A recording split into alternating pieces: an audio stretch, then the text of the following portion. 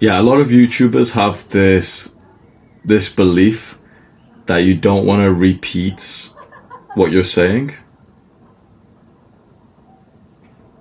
What would you say to the skinny guy who went to the gym? You got him to hit bench press, and he said, okay, sweet, so I'm never going to hit bench press again. Well, I don't want to repeat what I'm doing. You see, you think you've been repeating yourself. When a new guy clicks on your channel, it's new to him. When your consistent subscribers who clearly were liking your videos kept on watching, they wanted to keep hearing the same message. I repeated the same message like 700 videos in a row, and I was gaining like 3K subscribers per day.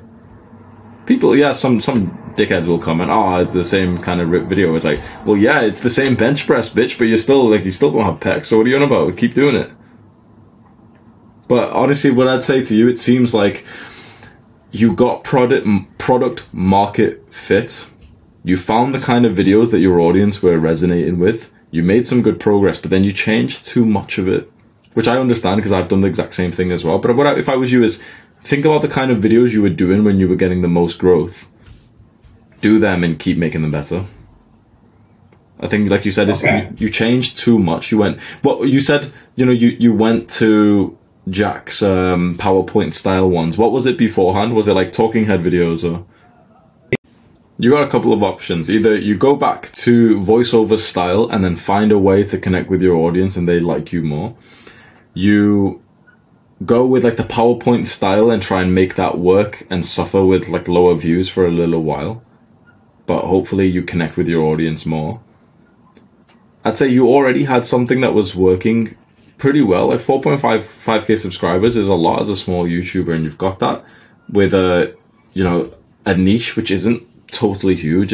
Were you talking about like self-improvement stuff? Or I can imagine, okay, you do a video on anime workouts, the One Punch Man or some shit, and you know how to actually use his workout to get gains. And you can actually create like some amazing success from this. So it's anime mixed with self-improvement. You're attracting the dweebs who need self-improvement the most, and then giving them like the self-improvement lessons in a form that they'll digest. It was already working for you. If I was you, I'd go back to doing the style of videos that you used to, but I'd end up telling your story halfway through. So I'll start the video by telling them the story of the character. And you may have seen that, you know, Uncle Iroh had lost his son, and then this happened, and this happened, and this happened. And that's when Uncle Iroh said this other thing, right? And then you kind of stop. And maybe you either show a real picture of yourself or you have like a drawn picture of you.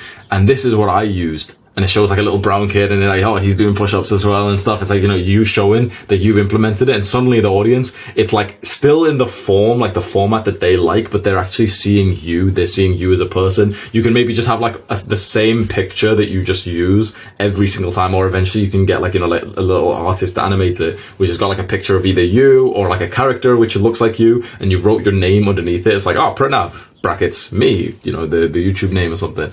And you can say, okay, how you went through it. I watched this episode and, you know, this is what I tried at One Punch Man's 500 workout, push-up workout. I tried it and then I was too sore to do it the next day.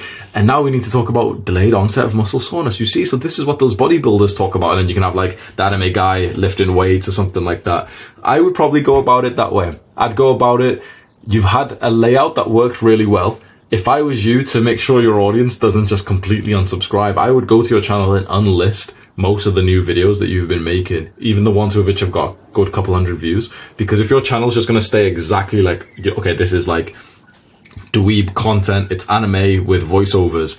If you had just that, a new dweeb who comes in is going to find it like, oh, this is heaven, this is like a candy shop. If it's that, but then there's a random talking head video, it kind of ruins, like, they didn't want to know who you are. You know, that kind of culture, when you think about those kinds of guys, they're a bit hidden. They're usually like, that type of person is probably not going to have like a public Instagram page. They're probably not going to have like a real picture of them on YouTube. And so if you want to be relatable to these guys, you'd be hidden in some ways as well. You could just have like literally just a picture of like a cartoon version of you, or literally just go find like some brown anime character and you can always say that that's you. and you can like, you know, say, oh, I'll do a face reveal at 100k subs, but never ever do it though. Never reveal yourself. Right now you've got like a small enough audience that you can kind of delete everything and like no one will ever see you. If you never reveal yourself, the faceless channels have got like a bit of value because there's a bit of mystery